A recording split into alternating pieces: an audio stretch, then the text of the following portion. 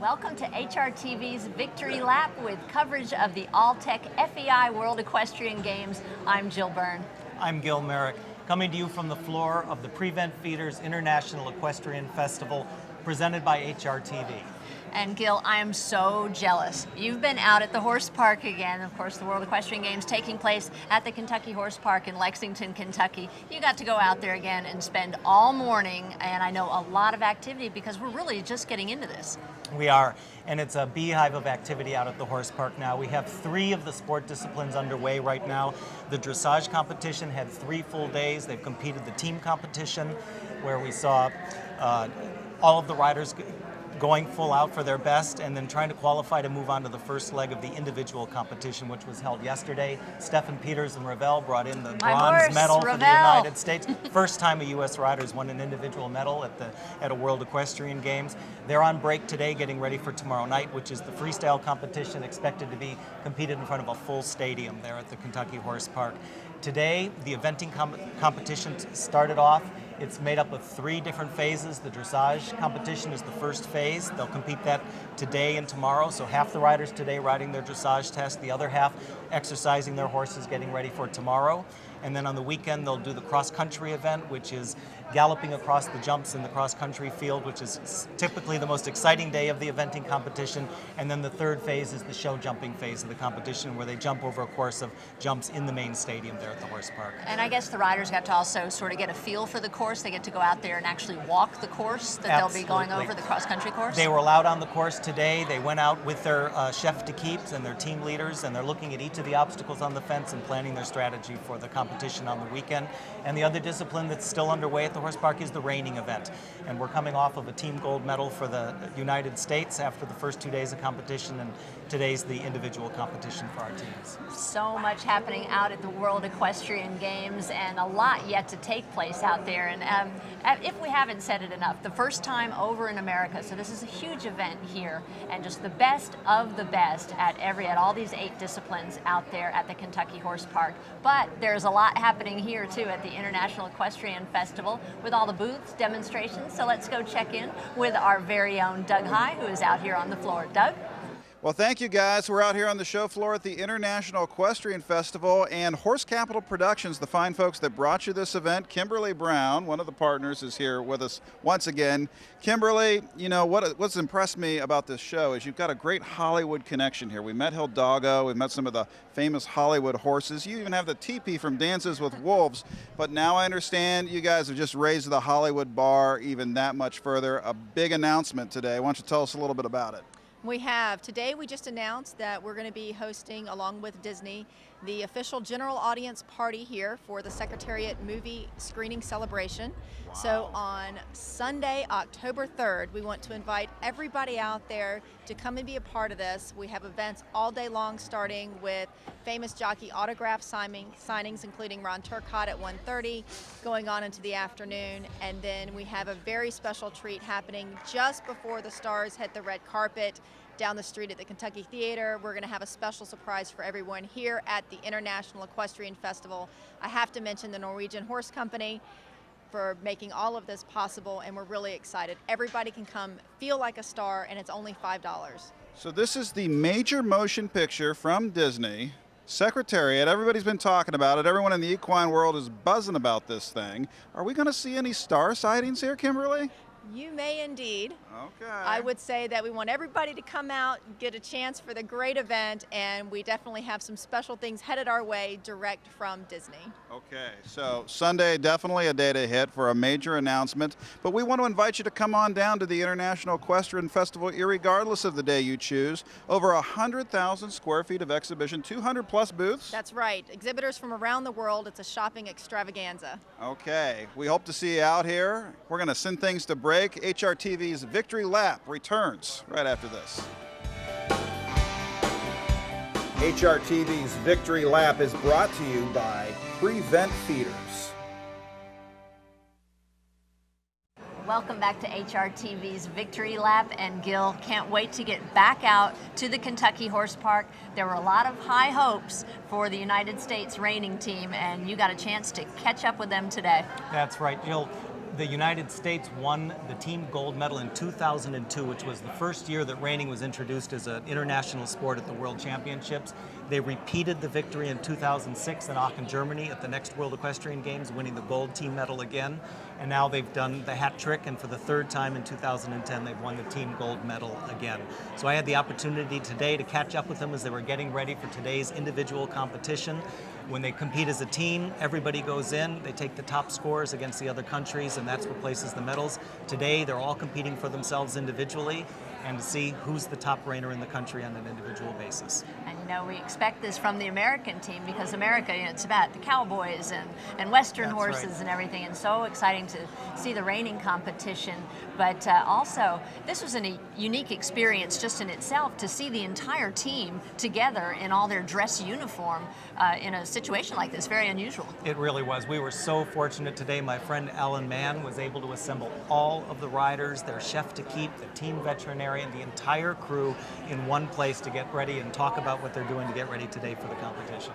That is what it's all about here. It's team, it's individual as well. Well, guess what? A little bit of breaking news. Speaking of some of the individuals that we got to see on the team today, we have some good news to bring you about the individual medal count now. That's right. Tom McCutcheon won the individual gold medal for the United States, and Craig Schmerzel came in with the silver.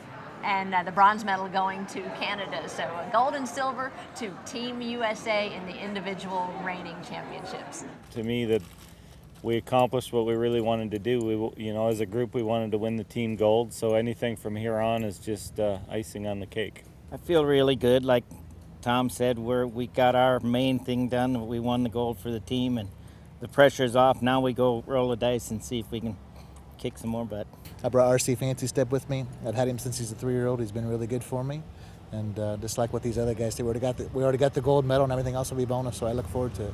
It's been a wonderful experience for me. I'm very gracious that I got asked to be the team farrier, and all these guys are true professionals, so it's been very easy for me to be here. It's just an honor for me to be able to be around a group of guys like this, and also the group of people that support us. We've got a great group of grooms. John Newcomb's been with us to every one, and he does a tremendous job. And all the people that support our USA reining team to make this possible for these guys to do the thing that they do best, and that is win gold medals. And for our company just to be part of this team and to have the relationships that we do is just a major accomplishment. But really, they've embraced the company. They love the product. These reining horses are rode hard, as young horses, so their joints are constantly taking a pounding. And Adequan has been instrumental in helping keeping these horses going. And well, now we're joined in the studio by Dr. Richard Mitchell. He's the president of Fairfield Equine Associates based out of Newtown, Connecticut, with a clinical practice in Wellington, Florida. Dr. Mitchell has served for over 20 years as a team veterinarian for teams competing for the United States, from show jumping to dressage. I've had the privilege of working with you, Dr. Mitchell, for the last 5 or 6 years at events all over the world, including the Olympic Games in Hong Kong. And there's certainly some big demands on the team veterinarian and keeping a whole team of horses healthy and competing at the top of their game. And so thanks for joining us, and look forward to talking to you about that. Happy to be here, Gil. And indeed, these are really high-performance animals that take a great deal of training. They represent profound investment in time, effort, and money on the part of the owners and the trainers, and they do require significant attention in the course of their lifetime. I think for a lot of our viewers too, when you just look at a top athlete in general, whether it's a football player or a baseball player, they all take a certain degree of kind of maintenance to keep them together at that top effort. We have a lot of viewers that watch our horse racing, and the same thing for them, so it's really no different in the sport horse. Exactly, and it involves many things. Nutrition certainly is one of them. We have to feed these athletes so they can perform well without becoming tired in their efforts or becoming overloaded with, say, for example, high carbohydrates or something like that. We have to be very careful as we train our high-level athletes.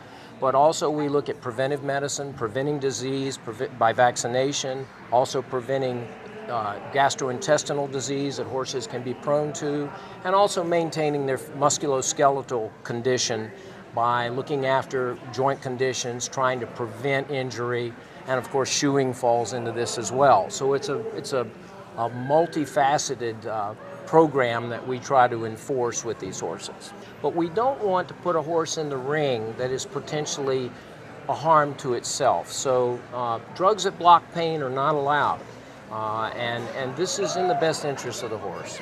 And what about, I know a big thing is hydration. A lot of these horses have flown over here across country, and keeping them, just like any athlete, well hydrated. When most of the horses arrived here, it was in the mid-90s, very hot weather. What do you do to take care of that? Well, certainly it goes back to basic nutrition and the supplement of electrolytes and so forth when these horses are just fed on a daily basis. But if they become significantly dehydrated, we may give them intravenous fluids, or we may give them fluids via nasogastric tube through the nose into the stomach, which is really not so unpleasant for them. But basically is very similar to Gatorade, for example, just to provide the electrolytes and the energy that they need to recover from the heat stress. Have there been any particular challenges this tour? It looks like we have a really great group of healthy, sound horses here. We have a great group of horses, and we've been really lucky, really lucky. You know, we got the horses together at Gladstone for basic training, and we attended to some minor medical issues with a few of them, but very minor. Horses trained well, became fitter, and also I want to say the riders have been great, and they've really pulled together and really become a team, and that helps my job as well when spirits are good. That's right. And I was able to watch when they announced that Stefan Peters had won the individual gold medal for the first time at a world championship for dressage, and you were down on the field of play, and it must be a very rewarding experience to see these horses come in and win medals for our country. Indeed. I've been involved with gold medal winning efforts in the past, fortunately, but this was a big one. And we're very happy for that medal that Stefan won, and disappointed that we only made 4th place on Monday, but still, that's a big accomplishment. Well, it's been a great team effort, and you're part of that very successful team, and thank you so much for taking time out and joining us here. And we will let Dr. Mitchell go, and we will be right back with more on HRTV's Victory Lap. Nothing says I love you like effective flea control. Welcome back to HRTV's Victory Lap. Good to have you with us.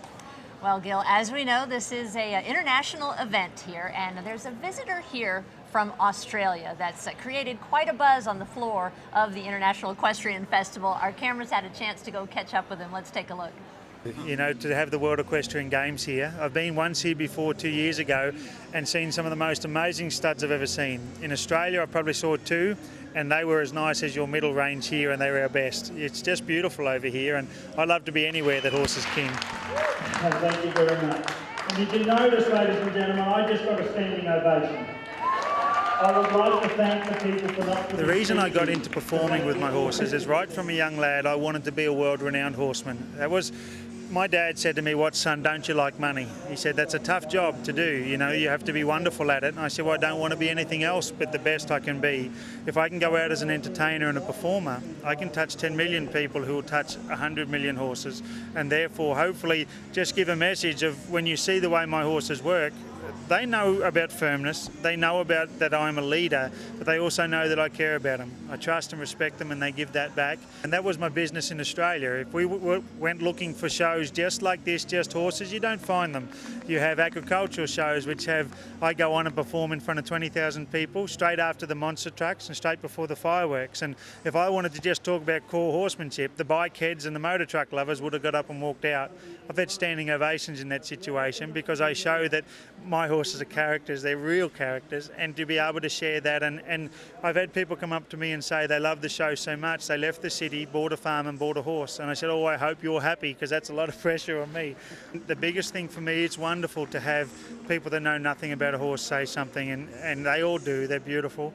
But it's when a horseman, someone you've heard about, when a peer comes up and says, "Not only are you entertaining," which we can see you're trying to do, but that's true horsemanship. That makes me cry on the inside, because it's all I ever wanted. And though it's wonderful to have 20,000 non-horse people stand and clap, if I saw a horseman walk out of my performance, I would feel let down. So I am very aware there was a wonderful reining trainer watching me today, and I knew I had to be on my game, because he's seen some of the best in the world, and he can look past the fluff of cracking a whip and telling a poem. He can look past that deep into horsemanship, and I'm happy to say, you look at my horses, they tell you I'm a horseman. nothing to stop, turn your A lot of shoulders people and think head you the need a other way. specific breed to do something. I've always wanted to prove, and in the start it's because we couldn't afford expensive horses. The father of my 3 duns was $200. The mother of one was $400. The mother of the other was $350. You couldn't give me $1 million for each. I wouldn't take it because they're so important to me. And I just wanted to show that though breeding in humans and in horses is important, it's got a lot more to do with heart and mind. You can see someone come from the projects and stand up and be incredible, and someone come from the mansion and do nothing with their life. So these are all Australian horses, which is wonderful, and that's impressing people, you know, to see them. They all think that we ride Brumbies and stuff over there, so it's wonderful to come and show them. But these are my breed. Everything that's been done with them was me, and there's times you look in your life and wonder if you've accomplished anything. But when I look at those 4 horses and know that we've got a connection, it's neat. Till I did it, I don't think was ever done. Did you just see how Hope dragged his hind foot up underneath his belly? He did that because I do this.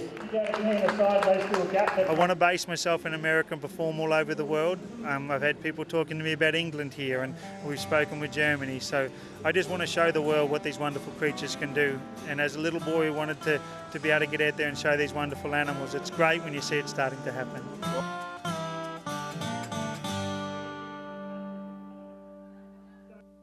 I know you and I got a chance to go down and see his exhibition as well, and he's just such a charismatic personality, and I think the Americans here, especially inside the festival, have really embraced what he has to say. Boy, I'll say, you know, he's an incredible entertainer, and what a horseman. What he does with those horses is a talent that I'm sure America's going to wrap their arms around, and he's going to have quite a vibrant career here in the United States.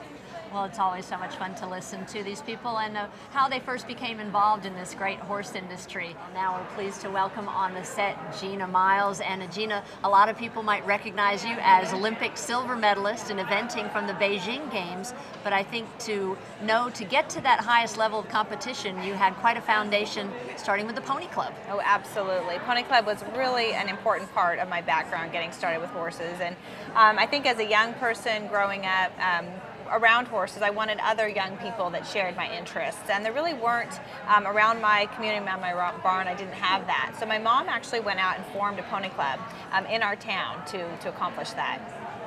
And as far as starting out in the Pony Club, you learn the basics. I mean, the children there, the people that learn riding there, they don't just learn how to ride, they learn how to take care of the animals as well. Oh, absolutely, and that is certainly the most important part of Pony Club. There is a wonderful program to learning riding, but the most important part is what the people, and it's young people, and it's another misnomer, is that people often think of Pony Club and they think it's a group of people that ride ponies, when in fact the name refers to the age group, and it's a group of young people under age 25. So you've got your very young children that are really just learning how to brush their ponies, up to some very mature young adults that are learning about things as leadership and teamwork and working together to teach other children. The teaching of riding is actually in a program that they learn, but really learning how to take care of your horses. And we enjoy these amazing athletes and what they can do for us, but there's a lot that goes on behind the scenes.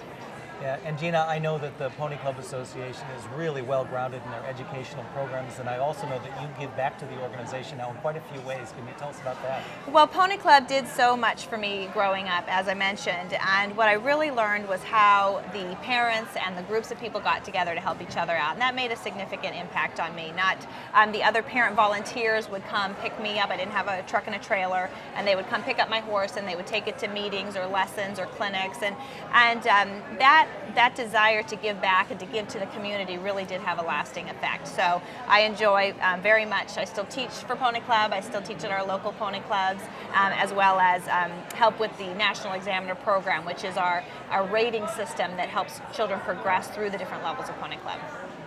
And the Pony Club is kind of like, to me, it's sort of like one big family. The horse industry is a big family anyway, and this may be just sort of like a little bit in there. Can anybody join a Pony Club?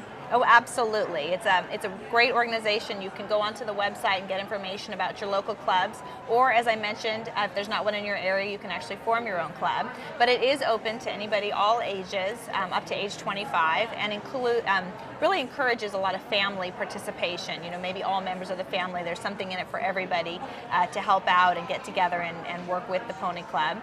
And there's some other clubs.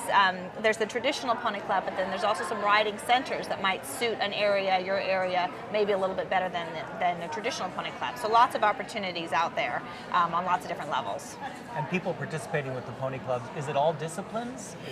At this, it's mostly English riding at this point. The foundation in the basic English riding, with the roots in fox hunting, is actually where the pony clubs came from, and the pony club name from England in the tradition of fox hunting.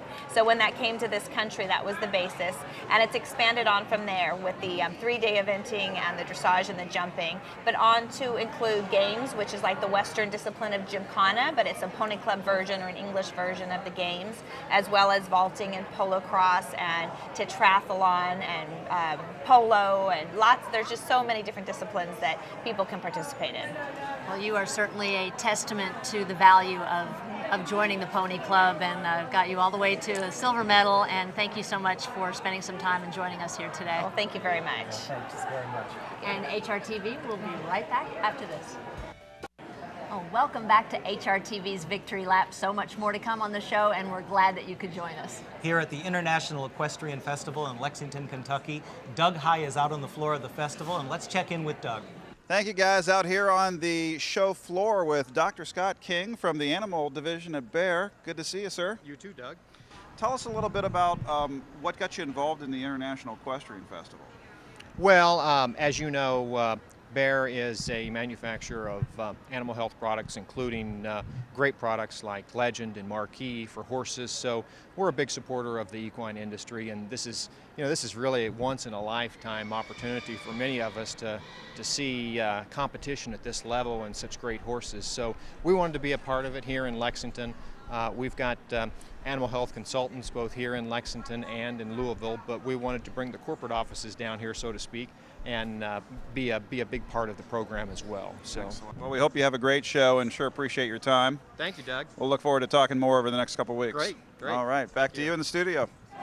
All right, thanks so much, Doug. Well, now let's take a look at what we're going to see tomorrow at the Alltech FEI World Equestrian Games. As well as right here at the Prevent Feeders International Equestrian Festival presented by HRTV.